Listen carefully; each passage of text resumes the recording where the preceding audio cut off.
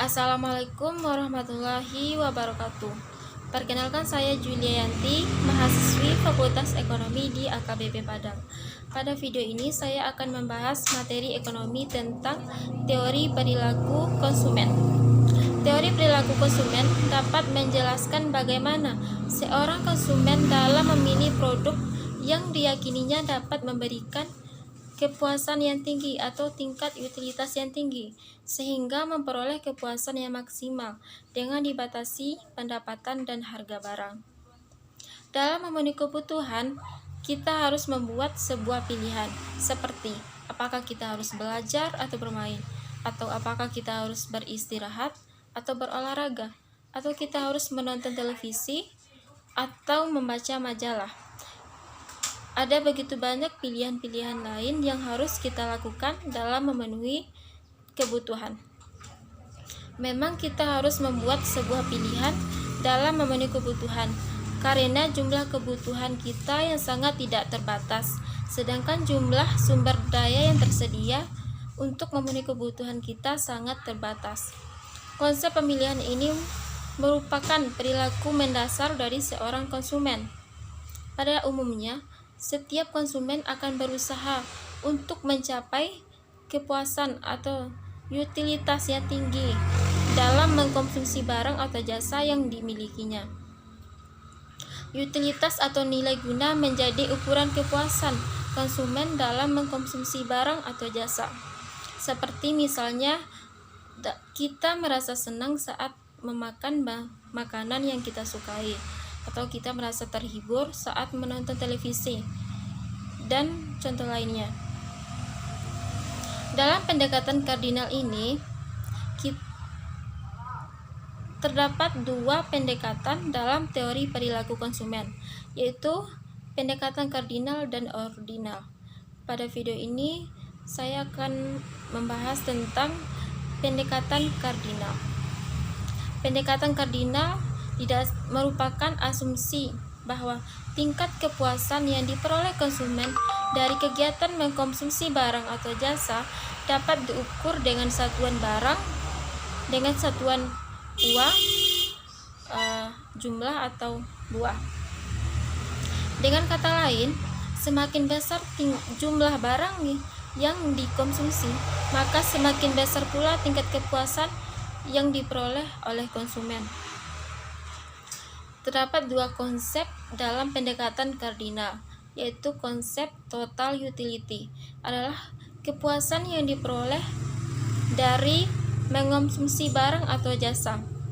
Yang kedua, konsep total marginal atau nilai guna marginal adalah penambahan kepuasan yang diperoleh saat kita menambah mengonsumsi barang atau jasa.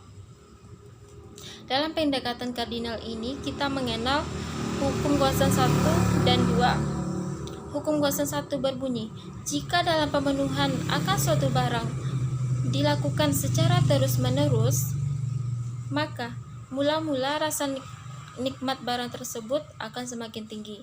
Namun, lama-kelamaan rasa nikmat barang tersebut akan menurun sampai pada akhirnya mencapai titik jenuh atau titik nol.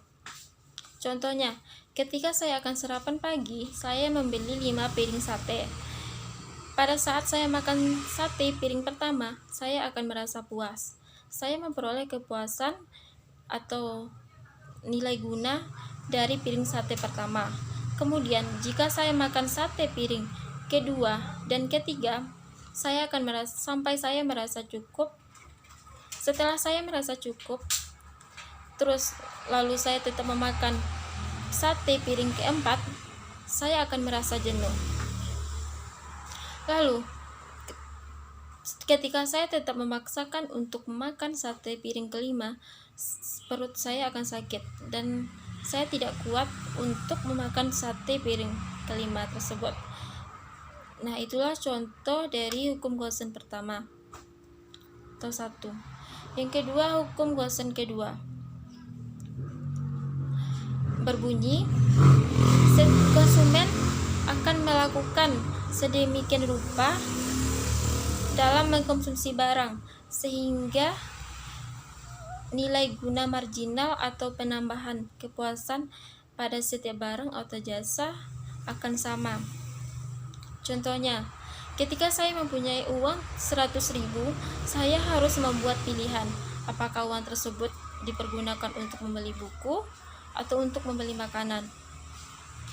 Hal itu menunjukkan bahwa saya dalam melakukan kegiatan pemenuhan kebutuhan harus memperhatikan berbagai kebutuhan lainnya. Konsep pemilihan kebutuhan merupakan hal yang perlu dilakukan.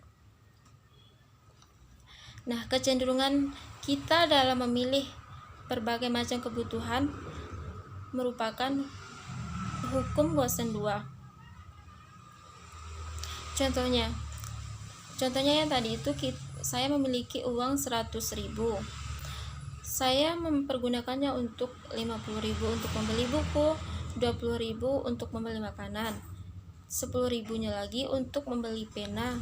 Yang tersisa 20.000 saya pergunakan untuk membeli kebutuhan lain, misalnya untuk membeli minuman, dan 10.000 lagi bisa untuk membeli snack.